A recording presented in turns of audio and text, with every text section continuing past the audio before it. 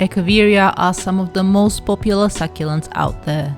I've been growing and selling succulents for more than 10 years and Echeveria are hands down my top selling plants. No other genus comes close.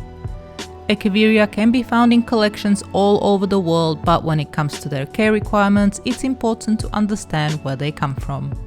In this video, we'll first have a look at Echeveria's native homelands and how this genus has evolved over the years. Then we'll cover care requirements such as best position, watering, temperature tolerance, best potting media, pest control and other general maintenance. Echeveria is a genus of succulent plants native to Mexico, Central America and some northern areas of South America.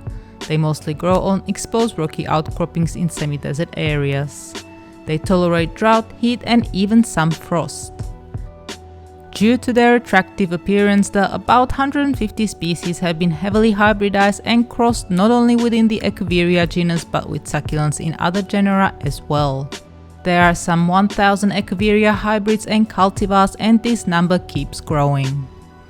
A lot of these cultivars have been deliberately created by growers. Some to create hardier, more resilient plants, but others have been bred purely for looks. Personally, I find many of the hybrids to be quite difficult to grow. They are very pretty but massive drama queens. I feel this is important as not all Echeveria can be treated the same. Some can be hardy and easy to look after while others will need extra care, even a greenhouse or a sheltered spot.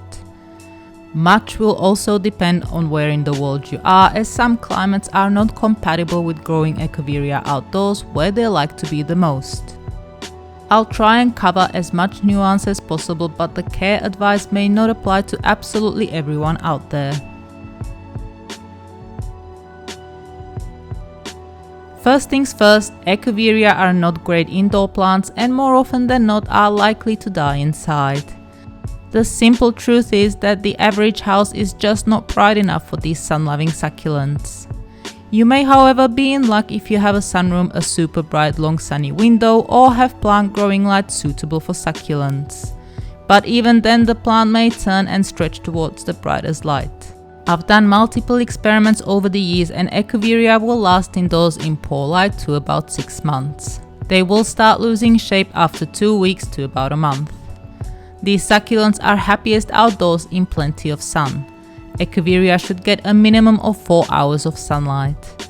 In cooler climates where the temperature doesn't often go over 30 degrees Celsius, Echeveria will be happy exposed to all-day sun. In climates where 35 degrees or over is pretty common over the course of the summer, morning sun to bright afternoon shade position is ideal when the weather is hot. Heat waves can cause sunburn on the leaves. Most of my Echeveria plants live permanently outdoors under 30% shade cloth. But this won't be an option for everyone as Echeveria have a fairly low frost tolerance.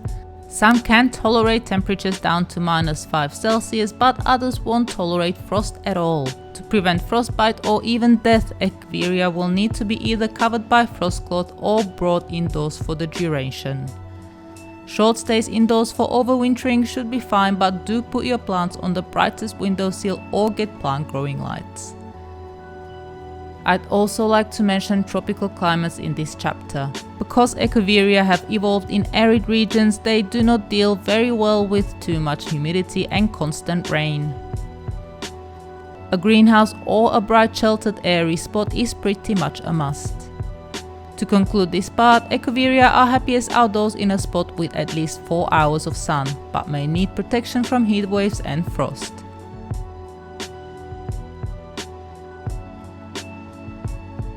If your climate isn't tropical and doesn't get too much frost and snow over winter, most Echeveria will grow well in the ground.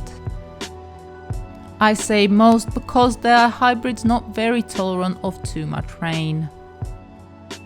There is a bit of prep work to be done before planting in the ground, as these plants have thin roots that may find it hard breaking through dense soil.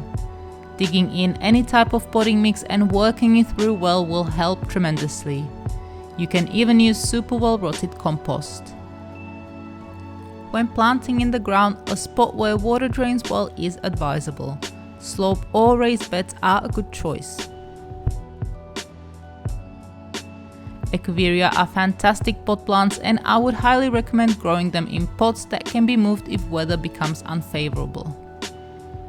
In pots, succulent potting mix is the best potting medium to use as it has the right nutrient balance and pH.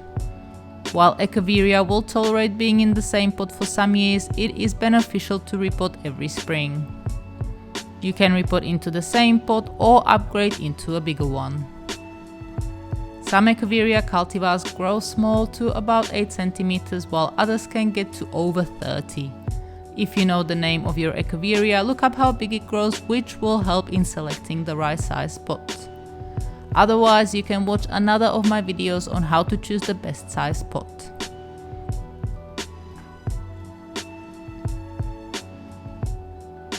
Watering Echeveria is a tricky topic as some will be okay when overwatered while others can attract fungal disease such as powdery mildew, black spot or rot.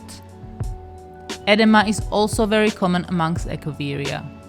The only way to prevent these diseases is to control watering. This means watering only when the plant needs it. My rule is to water when the potting mix dries up completely. This could mean watering every 2 to 3 days when it's dry and hot and almost not at all during winter. Now, all of that is kind of official advice and will work for all Echeveria. What I do with my Echeveria is a bit controversial and I know many people will not agree with me. As I mentioned earlier, most of my Echeveria, and this is thousands of plants, live outdoors permanently even when it rains for days. They get overwatered often by rain but grow okay and I rarely have issues. However, my climate and the species and cultivars I choose to grow have a lot to do with it. I like growing hardy plants because they are less work and better for my customers as they are unlikely to die when the weather starts playing silly buggers. I do grow a few drama queens or kings such as the Romeo here, but they are in a greenhouse and sold with a warning. If you want to grow lots of Echeveria hybrids, I'd highly suggest to follow the watering advice at the beginning of this chapter.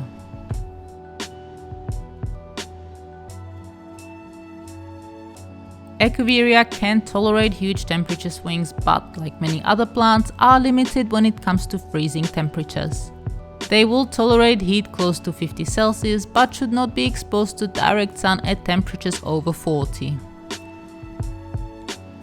On the other side of the spectrum, frost tolerance can vary between different Echeveria cultivars.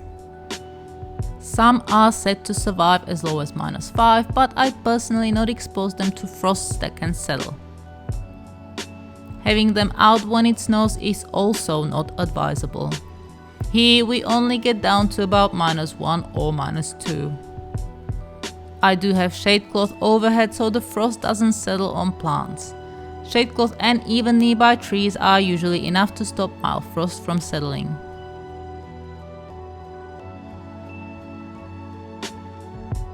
In their native homelands, Echeveria are an important part of the ecosystem as they are a host to various insect larvae. In cultivation, many butterfly and moth species lay their eggs on or near these plants. I wouldn't call these pests though and never kill them or use pesticides against them. They are dying out in great numbers all around the world and I'd urge anyone to simply rehome them to another part of the garden. But it doesn't stop here. Echeveria are a favorite of many small animals such as grasshoppers, snails and slugs. The worst and the only pests I do control are aphids and mealybugs. Here the ants are farming aphids on Echeveria afterglow. If you see ants on your succulents, you will likely have aphids, mealybugs or scale. These are mealybugs and they love Echeveria. Mealybugs are a difficult pest to control as they develop a waxy coating and a cocoon to protect them from pesticides. If you grow Echeveria, you will need to keep an eye out for mealies as they spread fast and are best controlled when there's only a few. And if that wasn't enough, ground-dwelling mealybugs exist as well. They can appear at any time, but particularly like broodbound plants. I do have a few videos on pests and how to treat them. You can find links to all of them in the description. Right, I think that's just about it. If there is anything that you would like to add or have a question, you can ask us in the comments below. To learn more about succulents, hit the subscribe button or go to succulentgrowingtips.com. Thank you so very much for watching.